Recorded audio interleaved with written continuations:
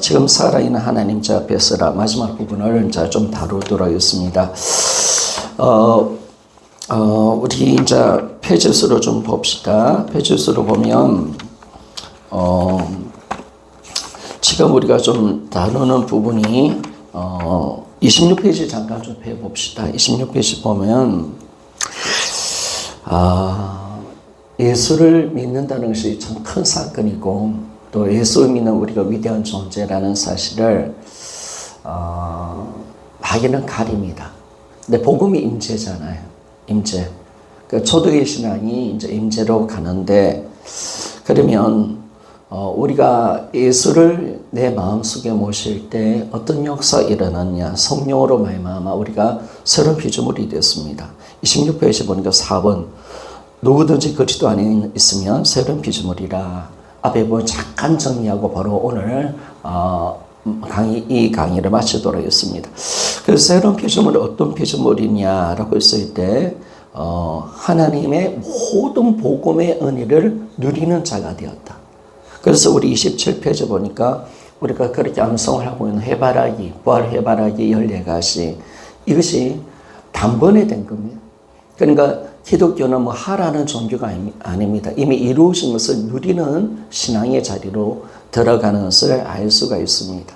그래서 예수 믿는 것이 대단한 것이고요. 그리고 우리가 예수 믿을 때 위대한 존재가 되는 이유가 바로 여기 있습니다. 바로 되는 겁니다. 모든 것이 연합도, 제사함도, 또 우리가 다 가진 자가 되어지고, 또 모든 것이 사명자로 우리를 불러내시고, 이 모든 것이 다 되어지는 사건이기 때문에 이 복음의 은혜가 얼마나 크다는 것을 알게 되었습니다. 그래서 그러면 1번 새로운 피조물은 어떤 존재냐. 성령님이 오셔서 우리 인격과 모든 삶을 간섭하시고 예수 그리스도의 임재를 만들어내는 그런 사건임을 말씀해 줍니다.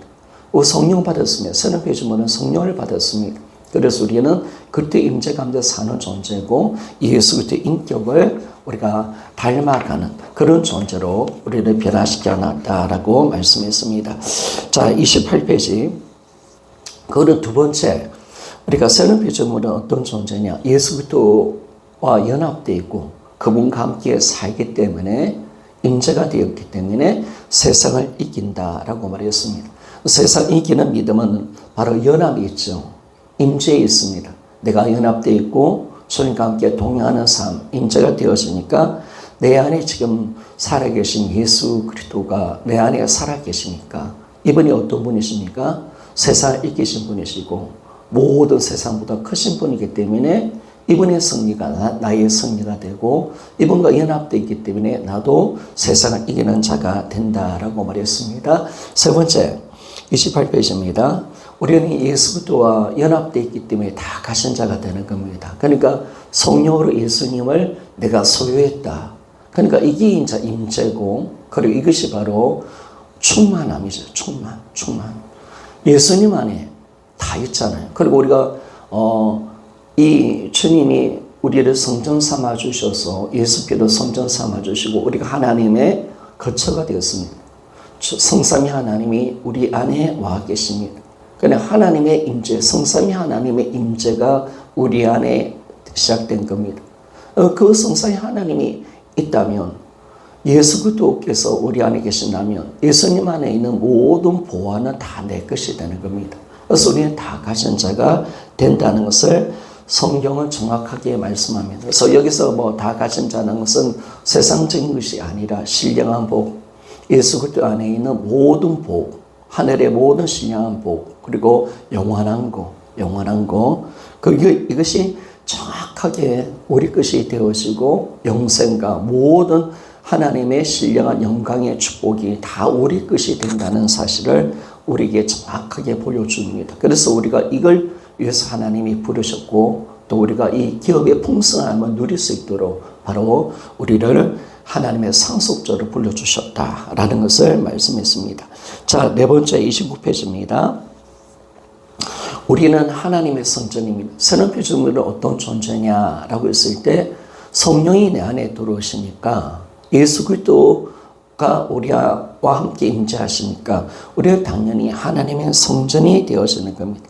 성전이 되어지니까 우리의 삶이 몸과 삶의 변화가 일어납니다.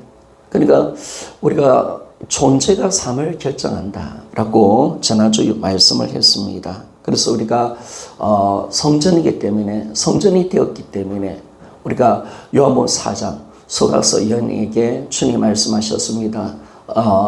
이 산도 말고 이 산도 말고 우리가 하나님에게 예배할 때가 있다. 신령과 진정으로 영의 예배를 드릴 때가 있다라고 했는데, 이것이 바로 성령을 통해서 우리가 하나님의 성전이 되는 사건을 통해서 이루어지는 겁니다. 그때가 바로 예수님이 하늘 보좌에 앉으셔서 성령을 보내실 때, 우리가 성령이 우리 안에 들어오실 때 우리는 하나님의 성전이 되어지고 우리의 삶의 예배는 우리의 삶 자체가 예배가 된다라는 것을 정확하게 말씀하고 있고, 그것이 바로 로마서 12장 1절 보니까 영적인 예배다라는 것을 말씀을 했습니다. 자, 그래서 우리가 기독교가 들어가면 제사, 그죠? 형식, 이것이 다 무너져 버리는 거죠. 이것이 이런 교리, 이것이 아니라 정말 이제 주님을 만나니까 이 제사 같은 것들이 사라질 수밖에 없습니다. 그렇죠? 우리가 성전이니까 우리의 삶이 예배고, 또 우리가 모여서 공적인 예배를 드리겠지만은 우리가 이제 정말 삶을 통해서, 모든 삶을 통해서 하나님께 영적 예배자로 우리를 불러내셨다라는 것을 정확하게 말씀을 했습니다. 그래서 우리가 하나님의 성전이기 때문에 거룩해야 된다라고 말했습니다. 우리가 거룩해야 될 이유가 어디 있느냐? 성전이기 때문에, 우리가 거룩하기 때문에, 우리 안에 성삼위 하나님이 계시기 때문에 우리는 거룩한 삶을 살아야 된다라고 그렇게 말씀을 하고 있고, 그리고 거룩하게 살 수 있도록 누가 오셨느냐? 바로 예수 그리스도 임재를 통해서 성령이 오신 거죠. 그죠? 성령이 오셨고 예수 그리스도 임재가 가능하니까, 그분 관계에서 하니까 우리는 새로운 빛을 몰려서 거룩한 삶을 살 수 있도록 하나님께서 이끌어 가시는 겁니다. 그래서 하나님이 할 수 없는데 그렇게 살 수 없는데 살아라라고 하지 않습니다. 우리를 새로운 피조물로 만드셨습니다. 거룩한 하나님의 성전이 되게 하시고 성령이 내 안에 들어오시니까 그 죽은 자 가운데서 살리신 예수님을 살리신 그 하나님의 능력이신 성령이 내 안에 와 계시니까 우리는 그렇게 새로운 피조물로서 삶을 살아갈 수가 있습니다. 그래서 새로운 피조물로 만들었기 때문에 그렇게 살 수 있고, 다 주셨기 때문에 내가 살 수가 있습니다. 그러면 30페이지 오늘 진도 나갑니다. 오늘 끝까지 해보겠습니다. 새로운 마음, 새로운 본능을 가진 존재다. 그래서 싸움이 있다. 5번입니다. 5번. 그러니까 새로운 피조물은 영적인 싸움이 있다는 것을 우리에게 말씀해 줍니다. 우리는 새로운 마음을 가지고 있고요. 새 영을 받았고 새로운 마음을 가진 자고 새로운 주님의 형상을, 본성을 가진 존재입니다. 그래서 육체와의 싸움이 있다라는 것을 정확하게 말씀해 주고 있습니다. 자, 에스겔 36장 26절, 또 새 영을 너희 속에 두고 새 마음을 너희에게 주되 너희 육신에서 굳은 마음을 제하고 부드러운 마음을 줄 것이며, 이스라엘 백성들이 아무리 율법을 주고 선지자를 보내도 변화가 일어나지 않잖아요. 하나님 아시는 거예요. 안 된다. 그래서 예수 그리스도 안에서 새로운 언약을, 새 언약을 주실 때 새 언약의 가장 중요한 부분이 뭐냐면, 우리 새 영을 통해서 우리가 새 마음을 준다는 겁니다. 부드러운 마음. 부드럽다는 것은 온유한 마음. 우리가 하나님의 말씀 앞에 순종하는 마음. 자발적인 그런 겸손한 마음. 이 마음을 주셔서 우리가 하나님을 섬길 수 있도록 만들어 가겠다. 이것이 하나님의 구원의 계획이고 인류를 이끌어가는 역사의 계획인 것을 알 수가 있습니다. 이 언약이 예수 그리스도를 통해서 성령이 오심을 통해서 이루어지는 사건임을 말씀해 줍니다. 자, 넘어서 7장 22절입니다. 내 속 사람으로 하나님의 법을 즐거워하되 라고 그렇게 말씀하십니다. 그러니까 에스겔 36장 26절이 새 영을 우리에게 주고 새 마음을 주되 너희 육신에서 굳은 마음을 자고 부드러운 마음을 줄 것이며 라고 말하면서 또 로마서 7장 22절 보니까 내 속사람으로는 하나님의 법을 즐거워하되. 그렇죠? 이것이 우리의 마음입니다. 우리 영혼이, 우리 마음이 이제 어떻게 되느냐? 하나님 말씀을 즐거워하는 자로서 하나님 말씀을 우리가 즐거이 지키며 우리가 듣기를 사모하는 그런 마음을 주님이 주신 겁니다. 그것이 바로 새로운 피조물의 모습인 것을 가르쳐주고 있습니다. 자, 그러면 밑에 읽어보면서 합시다. 예수님을 주님으로 영접하신 자들은 죄를 지을 수 있는가? 그렇다. 사도 바울은 로마서 7장 24절에 오라 나는 공고한 사람이로다. 이 사망의 몸에서 누가 나를 건져내랴 고 절규하고 있다 라고 말했습니다. 분명히 우리가 죄도 짓죠. 새로운 피조물도. 왜? 육신을 입고 있으니까. 그래서 사도 바울이 참 내가 6장에 보면 새로운 피조물이 되고 옛사람 죽었고 우리 그리스도와 연합되어서 내가 새로운 피조물이 되었다는 것을 확정했는데 7장에 딱 가보니까 여전히 죄를 짓고 있는 자기의 모습을 보면서 안타까워하며 오라 나는 공고한 사람이로다. 이 사망의 몸에서 누가 나를 건져내리랴.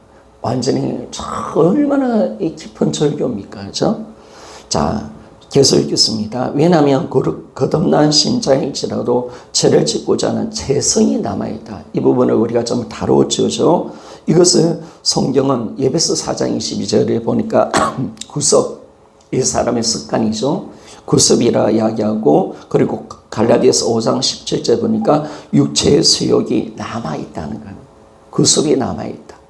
그리고 육체의 수욕이 남아있다는. 그래서 우리 안에 죄성이 있습니다. 죄성. 그래서 싸움이 있는 겁니다. 그리스도인의 싸움은 영적 싸움, 신앙생활은 영적 싸움일 수밖에 없고 이 죄와의 싸움일 수밖에 없다는 것을 가르쳐주고 있는 것입니다. 여기서 중요한 것은 분명히 우리 안에 죄성이 있다. 육체 가운데 바울이 찾아보잖아요. 내가 왜 죄를 짓는가? 딱 보니까 내 영혼, 내 마음은 하나님의 법을 지켜내기를 원하고 선을 행하기를 원하는데 내 육체 속에 있는 예전에 남아있는 그 구습, 죄성, 이것이 나를 죄짓게 하는구나 라는 것을 정확하게 사도 바울이 찾아냈습니다. 그래서 우리 안에 죄성이 있다는 것을 우리는 인정해야 합니다. 그러나 분명한 것은 뭐냐면 영적 삶에서 우리가 승리할 수 있다는 겁니다. 죄성을 이길 수 있는 성령 하나님이 계신 것도 분명합니다. 그래서 우리가 성령의 소욕과 육체의 소욕에 싸울 수밖에 없는 거죠. 싸울 수밖에 없는. 그래서 그러나 우리가 분명히 기억할 것은 죄성을 이길 수 있는 성령 하나님이 우리 안에 있다는 사실은 분명한 사실이다. 따라서 우리의 초점은 죄성이 아니라 바로 성령이다. 그래서 우리가 7장에서 오라 공고한 사람이로 하면서 예수님께 감사하고 8장으로 나가는데 8장이 뭡니까? 성령장이잖아요. 성령.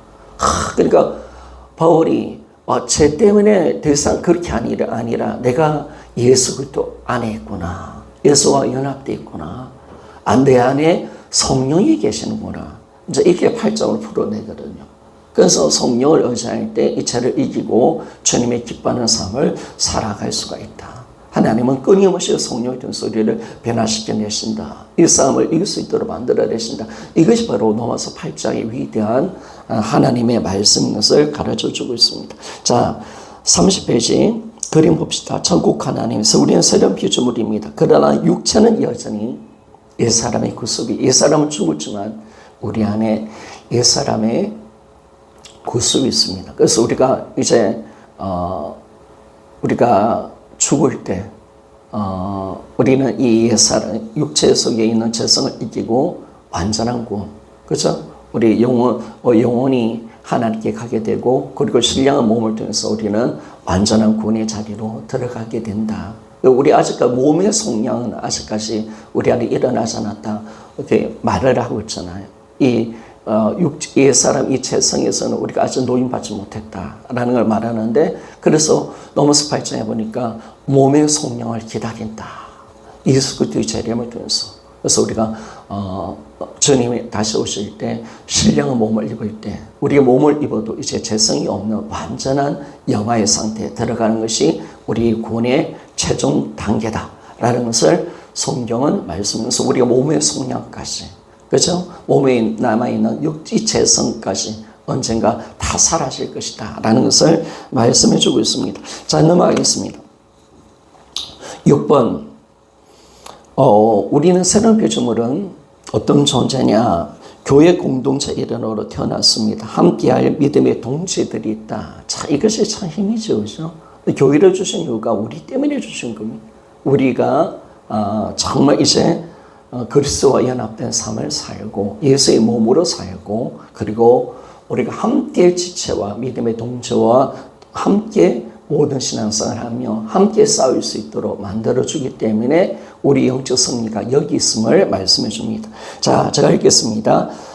그리스도인은 교회 공동체 일원으로 태어났다. 따라서 우리 신앙은 공동체와 함께 해야 한다. 우리는 교회 공동체 일원이거든요. 몸의 지체거든요. 그래서 우리 신앙생활은 공동체와 함께 한다. 이것은 선택이 아니라 물고기가 물속에서야 살 수 있듯이 너무나 당연한 것이다. 그러니까 우리가 교회 일원이 되는 것은 우리의 선택이 아니에요. 하나님 일방적으로 하신 거죠. 이건 선택의 상이 아니라 하나님 하시는 일이기 때문에 그럴 수밖에 없는 겁니다. 그래서 거듭난 그리스도인은 마귀가 활동하고 있는 이 세상에서 성령의 삶을 살 수 있는 비결 중 하나가 교회 공동체와 함께하는 거다. 그렇죠? 이 어둠 세상에서 마귀와 싸울 수 있는 교회 공동체라는 겁니다. 한번 성령의 은혜를 받고 그 은혜를 날마다 지속해 나가기 쉽지 않다. 그래서 하나님께서 교회 공동체를 주신 것이다. 지속성의 비결이 교회 공동체와 함께 하는 것이다. 근데 우리가 은혜가 자꾸 이게 사라지잖아요. 그런데 함께 하니까 함께 나누고 함께 세워주고 함께 빈틈을 메워주는 자가 있으니까 우리가 함께 싸울 수 있도록 그렇게 가게 되었으니까 우리가 이 복음의 감격과 기쁨을 계속 유지할 수가 있고 또 신앙을 온전하게 지킬 수 있는 그런 은혜로 나아갈 수가 있습니다. 그리고 우리 복음의 이 감격과 기쁨을 함께 누릴 수 있는 지체들이 있기 때문에 우리는 이 복음의 영광 속에 들어갈 수 있습니다. 자, 31페이지 이제 큰 5분입니다. 지금까지 이제 4번을 쭉 나눴잖아요. 그죠? 새로운 피조물이 어떤 피조물이냐 쭉 나눴는데 이제 5번입니다. 이 세상에서 새로운 피조물답게 살기 위해서는 성령의 충만함을 받아야 된다라고 말을 하고 있습니다. 그래서 우리에게는 반드시 한 가지 해야 할 일이 있습니다. 절대 의무사항이 있습니다. 하나님의 절대적 명령이 있습니다. 그것이 바로 뭐냐면 성령의 충만함을 받는 것입니다. 자, 에베소서 1장 19절. 자, 19절에서 20절입니다.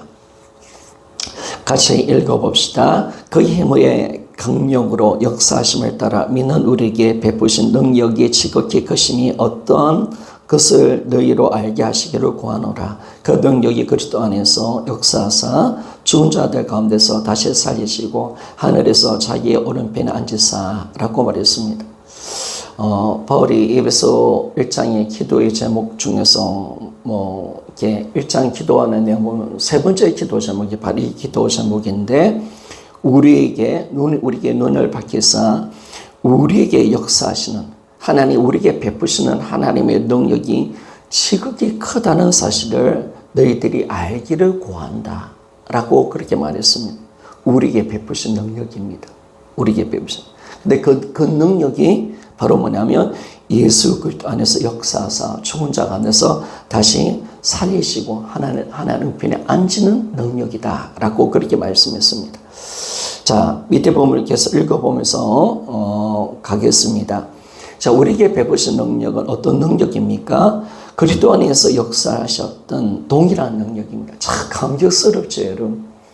예수님에게 임했던 능력이 우리에게도 동일하게 있다는 겁니다.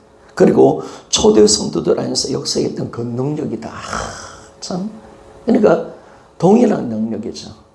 동일한. 그래서 왜 그러냐? 같은 성령이니까. 같은 성령. 같은 성령이니까. 같은 부활의 능력이니까 동일한 겁니다. 그래서 초대 신앙은 그림의 떡이 아니다. 성령의 비교도 중요하지만 승리할 수 있다는 확신이 더 중요하다라고 말했습니다. 자, 그래서 우리가 확신이 더 중요한 우리는 초대교회 성도 신앙을 우리가 따라갈 수 있을까? 그 의심하잖아요. 그러나 우리가 승리할 수 있는 비결을 중에서 참 귀한 것이 뭐냐면 확신이 중요하다는 확신이 더 중요할 수가 있습니다. 그래서 승리하는 삶을 살기에 위한 방법론보다는 내가 어떤 존재인지를 아는 것이 먼저이다 라고 말했습니다. 그래서 성령님께서 우리에게 뭘 가르쳐 주느냐? 나의 정체성. 나의 정체성이 뭘까요? 여러분, 예수 그리스도 안에 있는 나.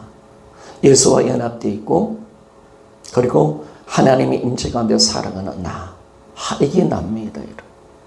이걸 항상 날마다 인식시켜 주는 겁니다. 성령이 항상 이걸 가르쳐 주는 겁니다. 성령이 오셔서 불 받고 보고 이게 아니라 복음으로 딱 가니까 성령의 역사가 정확해지는 거예요. 성령이 뭘로 역사하실까? 내가 누구 안에 있는가? 내가 어떤 존재인가? 내가 주님과 함께하고 있다는 사실, 내게 어떤 능력이 와 있는가? 이걸 정확하게 알게 하시는 것이 바로 성령의 역사임을 말씀하십니다. 자, 31페이지 계속 내려갑니다.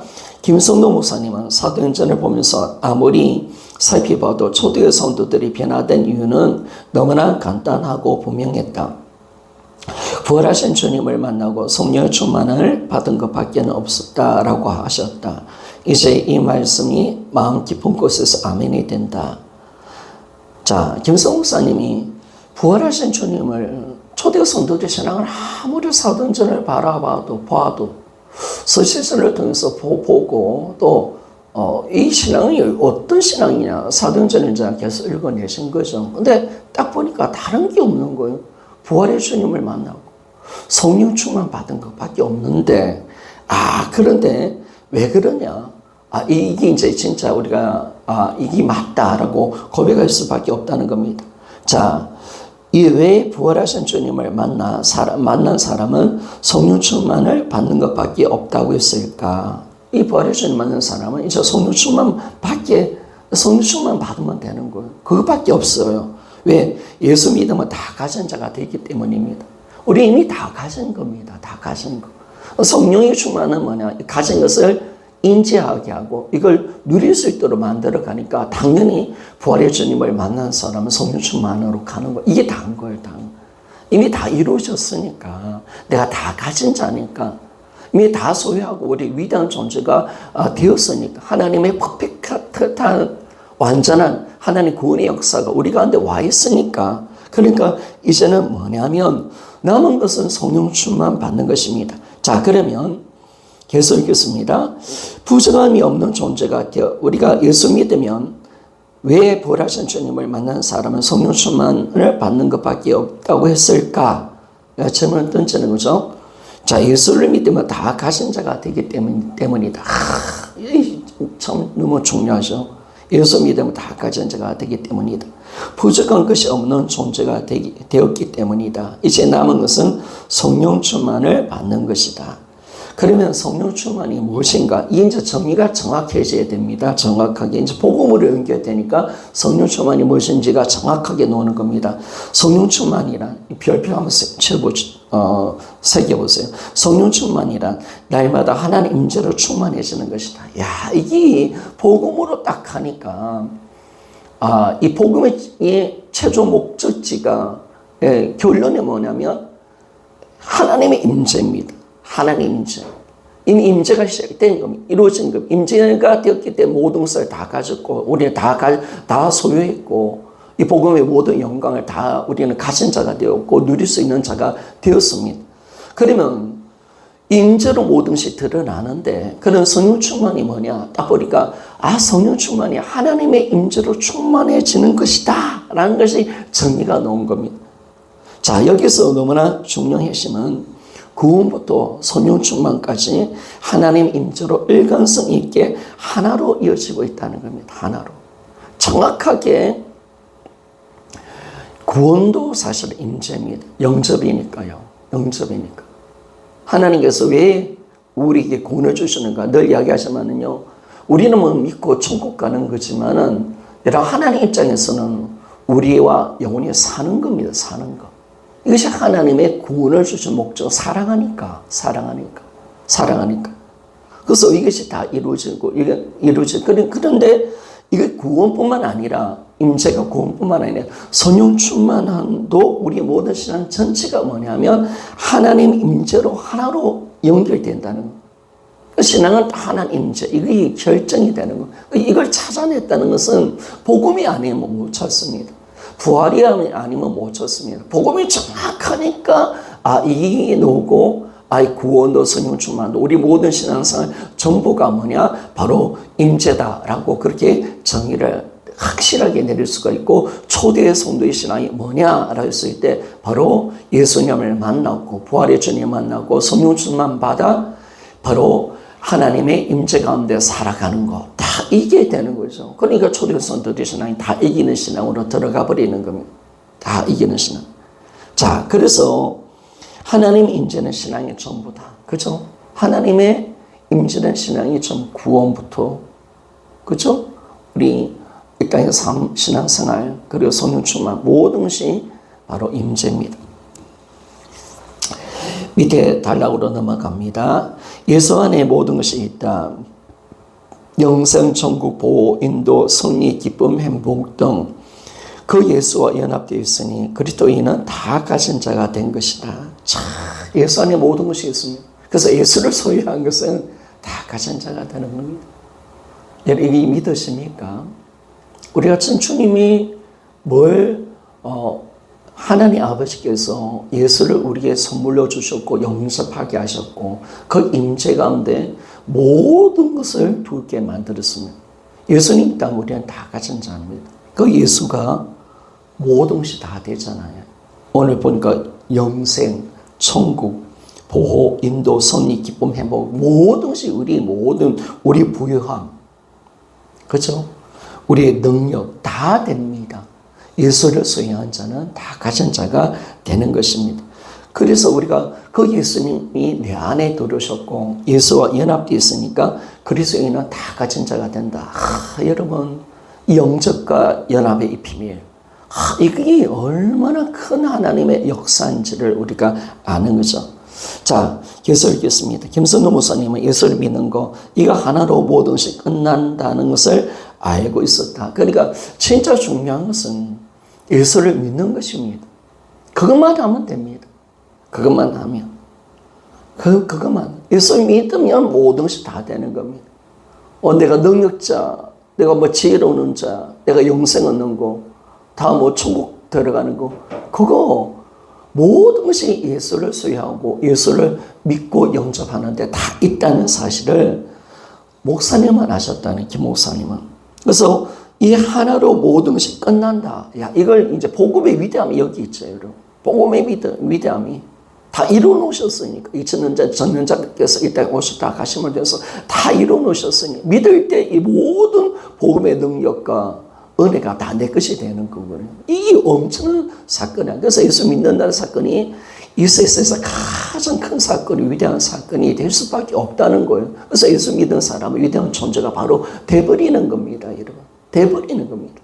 이게 얼마나 큰 사건인가. 그래서 이제 남은 것은 뭡니까? 이제 예수 믿는 모든 거 다 끝나버리는, 다 끝난 겁니다. 제 용서, 그렇죠? 모든 게 다 끝났습니다. 하나님의 모든 복음의 은혜를 우리는 다 가진 자가 되었기 때문에 이제 남은 것은 뭐냐? 성령 충만 받아 이미 소유하고 있는, 이미 소유한 겁니다. 이미 소유. 앞으로 주려고 하는 게 아닙니다. 이미 하늘의 신랑 모든 복을 다 주신 겁니다. 다 주셨습니다. 그래서 성령 다 주셨다 이렇게 이야기하잖아요. 에베소서 1장 3절에 다 주셨다, 다 주셨어. 이미 다 주셨다 라고 말했어요. 이미 소유하고 있는 겁니다. 무엇인지 이제 우리가 이미 소유가 하고 있기 때문에 이제는 무엇인지 확인하고 누리는 것이다. 에베소서 1장 15절에서 19절 말씀입니다. 자, 그래서 우리가 이제 이걸 확인하는 기도, 그죠? 우리 기도, 또 성령 충만 받아 이걸 확인할 수가 있습니다. 자, 그래서 확인하는 거죠. 부활의 주님을 만나는 것만큼 그리스도인에게 성령 충만은 절대적이며 목숨 걸어야 된다. 그래서 우리는 성령 충만 받아야 됩니다. 성령 충만함으로 이걸 우리가 소유할 수 있다는 사실을 우리가 인지하게 되고, 그리고 이 복음의 은혜가 실제가 되며 누릴 수 있는 단계로 들어가니까 이 성령 충만함은 절대적인 것입니다. 그래서 우리가 성령 충만에 목숨 던져라. 그래서 에베소서 5장 18절에 하나님이 왜 바울을 준 성령 충만을 받으라 이렇게 말했잖아요. 절대적 명령이거든요. 하나님이 그렇게 강력하게 명령하는 말씀이 별로 없잖아요. 그죠? 명령입니다. 왜 명령으로 주셨을까? 이게 절대적으로 목숨 걸어야 될 사건이기 때문에 바로 하나님이 성령 충만을 우리에게 요구를 하고 계십니다. 자, 그래서 성령 충만 받아야 됩니다. 왜냐하면 우리가 죄성을 가진 몸을 입고 이 세상 어둠 속에 살고 있기 때문에 그렇다라고 말을 하고 있습니다. 메모안에 봅시다. 박연동 교수님이 그렇게 적은 글인데 참 귀한 말씀이죠. 성령 충만은 그리스도인들에게 선택사항이 아니다. 우리는 선택사항이 아닙니다. 절대적 의무사항이다. 절대적 의무사항입니다. 성령으로 충만하지 않고 영적으로 처절하게, 성령으로 충만하지 않고는 영적으로 처절하게 패배할 수밖에 없고 죄의 세력을 극복할 수 없으며 그리스도 안에 풍성한 삶을 누릴 수도 없습니다. 세상 속의 빛을 바라는 정인의 삶을 살 수 없습니다. 신자에게 있어 근본 제약은 성령으로 충만하지 않는 것입니다. 성령으로 충만하지 않았기 때문에 여러 죄 속에 빠지고 거룩하게 살지 못합니다. 야, 이 딱 보니까 진짜 죄가 뭘까? 이 복음을 쭉 받고 난 뒤에 진짜 제가 왜 내가 죄질까? 왜 넘어지고 이 부활의 영광, 복음의 영광을 왜 내가 누리지 못하는가? 내 왜 정인의 삶을 살아갈 수 없는가? 이 모든 것이 딱 보니까 다 어디로 귀결되느냐? 이게 성령 충만함으로 귀결되는 거예요. 성령 충만 받지 못했기 때문에 성령 충만 받지 못한 이 죄가 가장 큰 죄가 될 수밖에 없어요. 그렇죠? 그래서 신자에서 가장 근본적인 죄악은 다른 데 있는 게 아닙니다. 성령 충만으로, 성령으로 충만을 받지 못하였다라고 이 교수님 말씀하셨잖아요. 참 정확하게, 복음이 정확하니까 제가 정확하게 노는 거예요. 너무나 놀라운 거죠, 여러분. 너무나 놀라운 거죠. 이게 정확하게 노는 거죠. 그래서 성령 충만 받지 않았기 때문에 여러 죄수에 빠지고 거룩하게 살지 못하고 복음의 영광을 누리지 못하고 정인의 삶, 하나님의 말씀대로 살 수 없는 그런 삶으로 우리가 들어가기 때문에 그렇다라고 말합니다. 그래서 우리가 진짜 죄는 뭐냐? 복음 가운데 우리가 살고 있는 우리에게서 하나님 보시기에 진짜 죄는 뭐냐? 성령 충만을 받지 못한 죄. 성령 충만은 정말 받아야 될 절대적인 의무사항이다 라는 것을 알 때 우리가 목숨 걸고 성령 충만 받기를 원합니다. 자, 밑에 부분 다 알아도 말씀의 절대성임에도 성령의 충만함이 없이는 안 되기 때문에 더 무릎 꿇는다. 그렇죠. 성령 충만 결국은 기도로 오니까 말씀과 기도 생활, 거룩한 삶을 통해서 성령 충만이 오니까 우리가 무릎으로 들어갈 수밖에 없는. 그러니까 왜 이 복음서를 지나서 사도행전에 왜 사도들과 초대의 선도들이 그렇게 기도하느냐? 여기 이제 답이 나오는 거죠. 여기 이 복음을 아니까 이것이 성령 충만이 아니면 안 된다는 걸 아니까. 그래서 이 복음의 그 영광, 이 복음을 실제로 누릴 수 있는 거 우리가 다 가진 자인데 이것이 실제가 되는 것은 성령 충만이니까 임재를 만드는 사건이 임재를 우리가 누릴 수 있는 사건이 바로 성령 충만으로 되어지니까. 그래서 성령 충만에 그들이 진짜 기도의 목숨 든 사도행전을 제가 금요일마다 강의를 하고 있는데 어떻게 이들은 그렇게 기도의 목숨 던졌을까? 아, 진짜 이 기도에 완전히 막 미쳐서 살아가는 그 초대 성도들의 모습들을 보잖아요. 모든 것을 기도로 성령 충만하고 다 이겨가잖아요. 그죠, 여러분. 그래서 우리가 철저하게 이 성령 충만 받기 위해서 예수는요, 우리가 달려가기를 원합니다. 자, 32페이지입니다. 자, 6번. 우리가 4번이 선한 피조물, 우리 어떤 피조물이냐, 5번을 우리가 볼 때 성령 충만 받으라라고 그렇게 말씀을 했습니다. 그리고 6번, 날마다 하나님 임재를 확인하라. 하나님 임재는 신앙의 처음과 끝이다 라고 말했습니다. 제가 이 부분은 좀 짧게 쭉 읽어가면서 그렇게 넘어갑시다. 주님이 내 안에 계심을 의식적으로 확인하는 작업이 필요하다. 자, 여러분 이제는 우리가 내 안에, 우리 신앙은 내 안에 예수가 사는 거거든요. 하나님이 사시는 거죠. 우리는 날마다 이제 우리 신앙은 뭐냐, 임재가 살아가는 건데, 그렇다면 우리가 이제 뭘 해야 되느냐? 날마다 내 안에 계신 주님을 의식적으로 확인하는 작업이 필요하다는 겁니다. 자, 계속 읽겠습니다. 우리는 이런 말을 하면 혹시 이거 10년이 아닐까? 여러분, 사실이 아닌 상태에서 그런 구원을 외치는 것은 10년이지만 사실인 사람에게 그 구원은 10년이 아니라 믿음인 것을 믿습니다. 아멘. 주님이 내 안에 계신 것을 믿는 사람에게 그런 의지를 들여서 의식하는 행위는 하나님께 바람직한 것이다. 근데 안에 있는 거 믿어지지 않는데 으쌰으쌰 이건 10년이고 정말 살아계심을 믿는 자에게 날마다 확인하는 것은 믿음의 행위라고 하는 사실들입니다. 라고 말했습니다. 자, 이 부분을 딱 보니까 우리가 확인해 준다. 얘는 뭐 내가 의심하는 거 아니냐. 이게 아니라는 거예요. 우리가 없는 것을 우리가 주님이 이뤄놓지 않는 사실을 정보도 없는데도 우리가 믿는다. 이렇게 한다면 우리가 구를 지금 믿겠다는 신념이지만은 그러나 우리가 이 실제인 이것이 주님이 이뤄놓은 사건임을 우리가 아는 사람들은 우리가 믿는다 이 영역으로 우리 믿음의 영역으로 가고 이걸 확증하는 우리가 날마다 구호를 외치고 우리가 반복하는 이 행위는 절대로 신념이 아니라는 거예요. 신념이 아니라는 거예요. 이거는 믿음의 행위다라고 말씀을 하고 있습니다. 그래서 우리는 날마다 믿음의 행위를 가지고 내 안에 계신 예수 그리스도를 확인하셔야 합니다. 확인해라. 그죠? 고린도서 13장 5절에 보니까 너희 안에 예수가 있는지 확인을 시험하라 하라고 했잖아요. 시험하는 겁니다. 날마다 확인하는 거죠. 자, 그래서 우리 밑에 부분 좀 봅시다. 내 안에 오늘 홈피 예배를 드리면 이명주 선생님께서 확인하라 말씀이 얼마나 큰 은혜이고 축복이며 눈물 나는 예수님, 나는 예수님의 사랑인지 알아졌다 하시는데 너무나 마음이 와 닿았다. 확인하라. 이것이 지금 나에게 하시는 하나의 음성으로 받아졌다. 부활하신 예수님 지금 살아계신 것을 확인하라. 나를 만드신 창조주와 나와 함께 하심을 확인하라. 모든 것이 실제인 것을 확인하라. 너무나 자신있고 너무나 강력한 하나님 음성으로 마음에 받아졌다. 주님의 살아계심을 믿는 자에게 확인하는 것은 믿음의 행위라고 하신 목사님이 말씀이 하나님께서 누구보다 확인하기를 원하신다는 마음으로 들려왔다.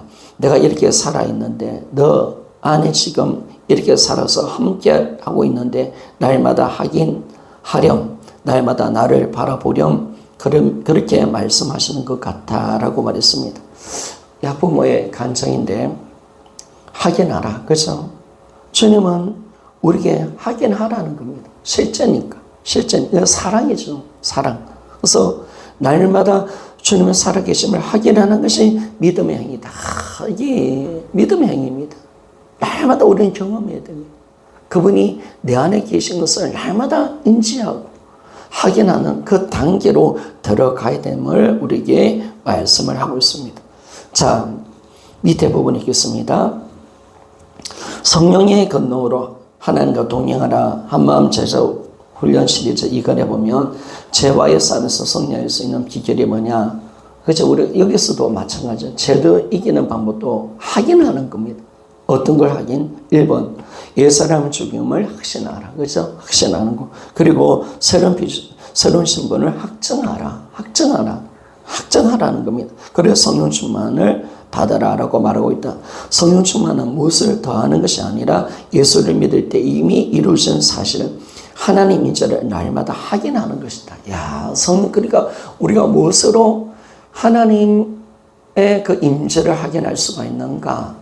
경험할 수가 있는가? 날마다 확정할 수가 있는가? 그게 다른 것이 아니죠. 이 복음을 확정할 수 있는 것은 성령 충만이지. 성령 충만. 성령 충만을 받아서 그 사실을 내가 누릴 때마다 하나님의 그 임재의 강력한 역사를 통해서 날마다 확인할 수 있다라고 그렇게 말씀을 하고 있습니다. 그래서 성령 충만함으로 우리는 하나님 임재를 날마다 확인하며 살아가야 합니다. 자, 밑에 부분 또 읽겠습니다. 주님이 내 안에 계심을 의식적으로 확인하는 작업이 필요하다.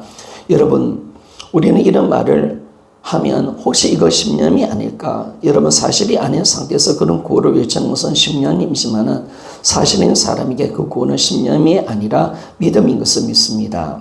아멘. 와, 대박. 정말 대박이다. 우리 한마음 중고등부 안에 대박의 축복이 맺다. 반복 복창. 그러니까 반복 복창도 중요하지만 이제 여기에다가 확인까지 반복, 복음을 반복하고 우리가 또 복창하고 여기에 대해서 의식적으로 확인하는 세 가지. 정말 이건 대박의 축복이다. 정말 이제 누구나 다 성종해보려고 꼭 말해주고 싶다. 예수님이 내 안에 계시지 않는 상태에서 의식적으로 확인하는 것은 그저 구에 지나지 않는 신념이지만 진짜 예수님을 영접한 자들이 의식적으로 확인하는 것은 믿음이라고 하셨다. 내 안에 신념 무거운 체중이 내려가는 듯하다. 의식적으로 확인하는 것. 이것이 율법이고 신념인 줄 알았는데 정말 제대로 숨고 살았다. 우리가 의심한다는 자꾸 이렇게 확인하는 것이 마치 의심한다고 생각하지만 이게 넣어준 거죠. 속한 거죠. 그러나 주님은 계속 확인하기를 원하고 계십니다. 자, 그래서 이 마귀의 속임수가 이제 박살이 나고 있다라고 말했습니다. 예수님께서 부활하셨다. 아멘. 예수님이 살아나셨다. 아멘. 주님이 지금 내 안에 살아계신다. 아멘. 오늘 부활로 확정된 이 사실을, 이 은혜를 정신없이 바쁜 일상 속에서 수시로 내 자신에게 외치고 의식적으로 확인하는 시간을 가졌다. 그런데 이게 웬일인가? 정말 기쁨을 주체할 수 없었다. 병원 인정 준비로 온몸이 땀으로 젖을 정도로 바쁜데 지치지 않고 입술에 찬양이 흘러나왔다. 사소한 불만에도 즉시 회개하게 되고 작은 것에도 감사가 넘쳤다. 하나님이 함께 하시니 넘어가겠습니다. 약속의 말씀 그대로 의와 희락과 평강이 나를 통치하였다. 아멘. 너무나 기쁘고 감사하다. 하나님께서 우리의 기도를 다 듣고 계신다. 반복, 복창, 의식적인 확인하는 것까지 모든 것이 다 하나님의 임재를 누리라고 하신 하나님의 방법, 하나님의 선물이다. 순종할 때 희적이 따라온다. 그래서 우리가 이제 계속 반복하는 거, 그리고 복창하는 거, 이게 또 뭐냐면 의식적으로 성령 충만을 받고 또 우리가 말씀을 붙들고 현실 앞에 부딪히면서 정말 주님이 내 안에 계시는 거, 우리가 확인하는 거죠. 확인하는 것. 그럴 때 우리는 이 놀라운 축복을 얻게 되는 것을 알 수가 있습니다. 자, 넘어가겠습니다. 근데 우리가 확인하는 신앙도 좋지만 또 이 교재에서 뭘 이야기하냐? 날마다 신앙. 이것도 강조를 하고 있음을 우리가 압니다. 이제 마지막 부분입니다. 자, 누가복음 9장 23절에서 23절. 우리는 이제 날마다 신앙으로 들어가야 합니다. 날마다 신앙. 자, 23절 읽겠습니다. 또 무리에게 이르시되 아무든지 나를 따라오려거든 자기를 부인하고 날마다 제 십자가를 지고 나를 쫓을 것이니라 말씀하고 있습니다. 사도행전 2장 36절 날마다 마음을 같이하여 성전에 모이기를 힘쓰고 집에서 떡을 떼며 기쁨과 순전한 마음으로 음식을 먹고. 자, 사도행전 17장 11절 베레아 사람은 데레사누가 있는 사람보다 더 신사적에서 간절한 마음으로 말씀을 받고 이것이 그러한가 날마다 성경을 상고함으로. 날마다 고린도 전서 15장 31절 형제들아 내가 그리스도 예수 우리 주 안에 있는 가진 바 너에게 대한 나의 자랑을 두고 단언하노니 나는 날마다 죽노라. 예수님도 바울도 초대교회 신앙도 날마다 신앙이었습니다.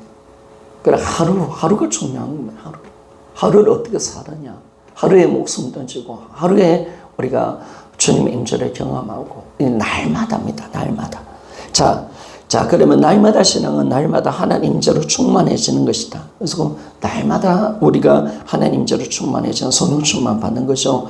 자, 이것을 위해서 성령의 도우심 받아 공동체와 함께 날마다 확인해야 된다. 성령의 도우심을 먼저 받아야 되고 그리고 뿐만 아니라 공동체와 함께하는 날마다 확인받는 교제하면서 받는 그 작업이 반드시 필요합니다. 마귀가 진짜 두려워하는 것은 날마다 하나님 임재로 충만해지는 신앙이다. 그러니까 마귀가 가장 두려워하는 게 뭘까요? 우리가 하나님 임재가 살아가는 거. 하나님과 신령한 영적 관계 속에 살아가는 신앙. 주님과 동행하는 신앙. 이걸 참 무서워하는 거죠. 자, 이 신앙이 진짜 초대의 신앙이기 때문에 그렇습니다. 자, 데살로니가 5장 10절 제가 읽겠습니다. 예수께서 우리를 위하여 죽으사 우리로 하여금 깨든지 자든지 자기 함께 살게 하려 하셨느니라 라고 말합니다. 근데 주님이 우리를 위해서 죽으사 깨든지 자든지 자기 함께 살게 한다. 여기도 보면 주님이 날마다 우리와 함께 살기를 원하시는, 그래 이 말씀은 날마다 신앙을 의미한다는 겁니다. 구원받을 때만 아니라 예수 만나는 것이 아니라 구원받을 때만 예수를 만나는 것이 아니라 날마다 만나는 것이기 때문에, 그래서 주님이 우리 안에 임재하시는 거죠. 어제 아니라 오늘, 지금, 날마다 이 시간, 이게 중요하다라는 것을 말씀해 주고, 그래서 주님의 깨든지 자든지 우리와 함께 살려고 들어오셨습니다. 자, 계속 읽겠습니다. 바울도 다메섹 사건 이후 날마다 자신의 몸을 쳐 복종케 하였다. 고린도 전서 9장 20절. 바울이 버림받지 않기 위해서 몸을 쳤다 했잖아요. 그죠? 날마다 쳤습니다. 그리고 날마다 죽는다. 고린도 전서 15장 30일 위에 읽었던 말씀입니다. 이렇게 날마다 신앙이 없으면 그렇게 좋았던 사람도 한순간 사라지게 된다. 한 번의 큰 성공에 보다 일관성 있는 작은 행동이 위대함을 결정한다.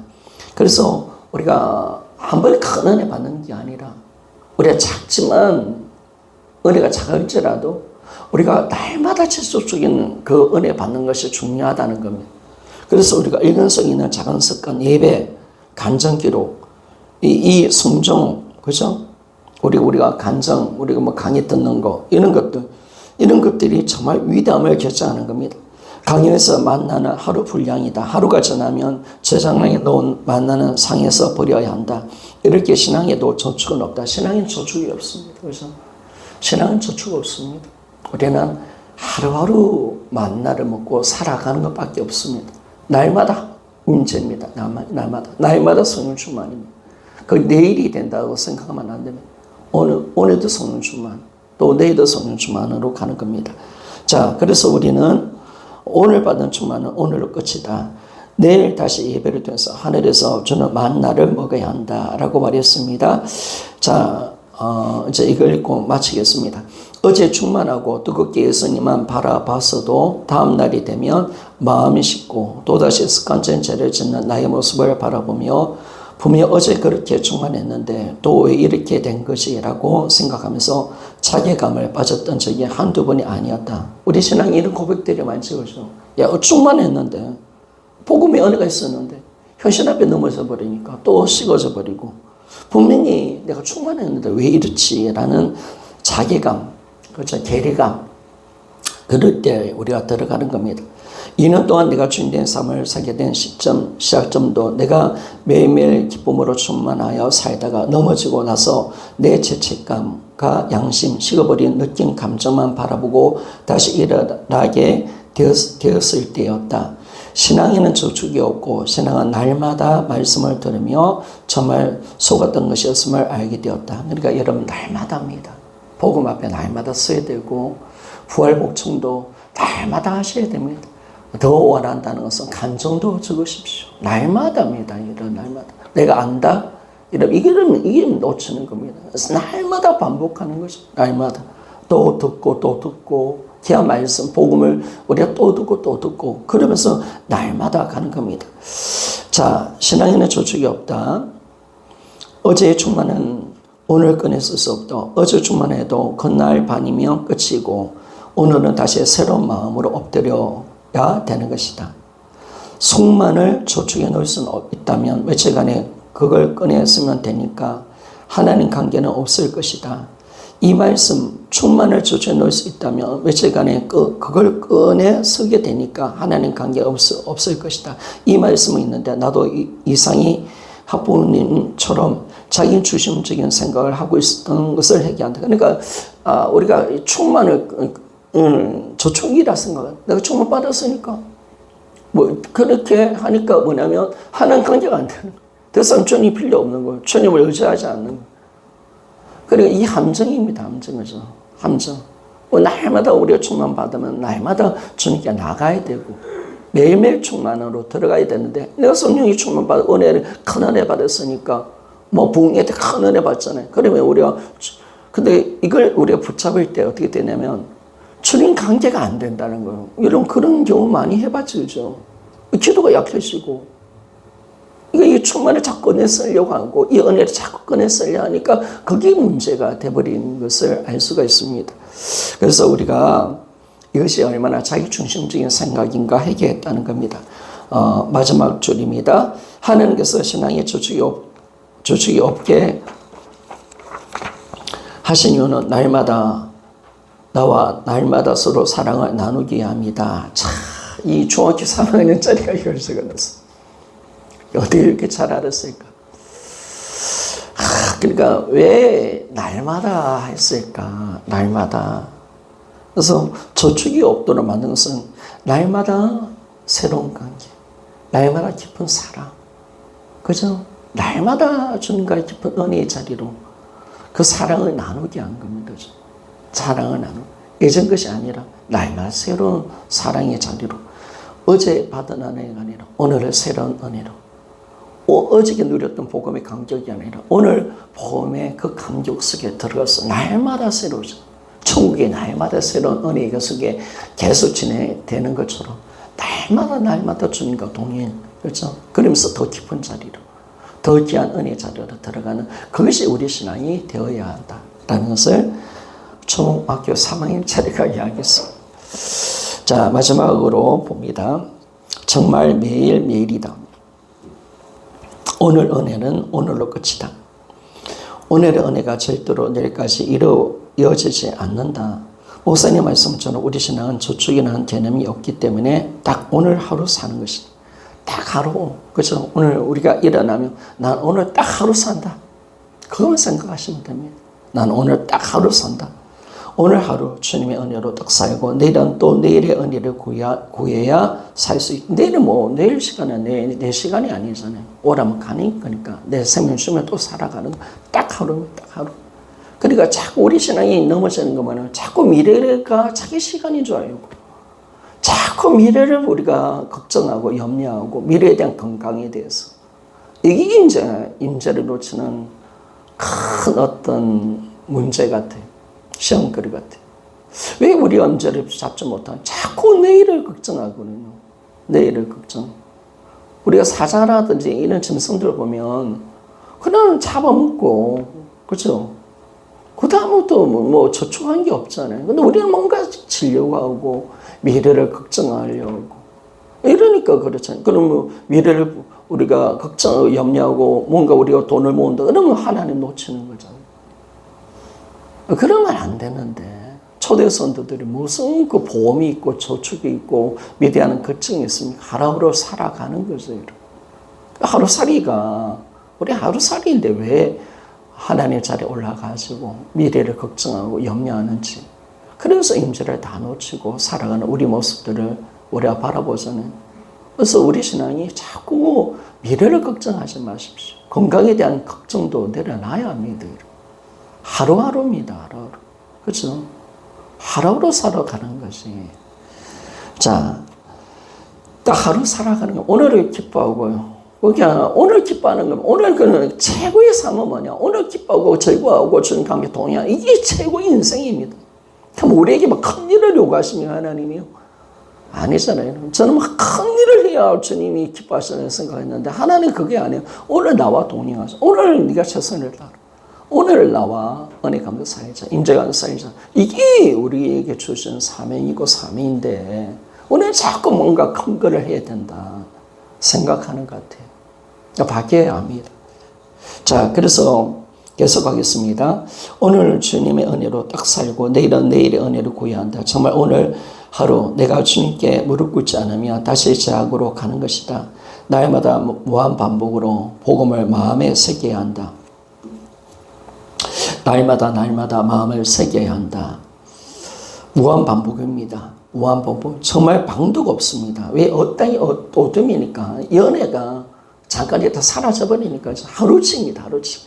그럴 때 날마다 말씀 앞에 서 있는 건 방법밖에 없습니다. 정말 방도가 없습니다. 다른 방법이 있으면 뭐 그렇게 살면 되는 방도가 없습니다. 날마다 말씀을 마음에 새기는 것밖에는 살 수 있는 방법이 없다. 그래서 오늘 주님 앞에 나아가 무릎 꿇었던 것처럼 내일도 무릎을 꿇으며 나아가야 한다.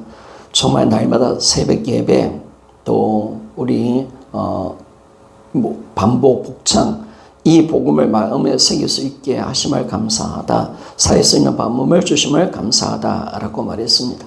자, 우리 그렇게 날마다 신앙으로 그래서 우리가 날마다 임재를 누릴 수 있는 성령 충만함으로 그렇죠? 성령 충만함으로 또 임재를 누리고 그리고 날마다 하나님께서 주시는 그 임재를 확인하며 우리가 같은 교회로서 연합돼서 함께 신앙생활하고 그리고 날마다 우리 신앙의 자리로 은혜의 자리로 우리가 들어가 임재의 그 충만한 성령의 충만함을 누릴 수 있는 그런 우리 모두가 되시기를 주의 이름으로 부탁을 드리겠습니다.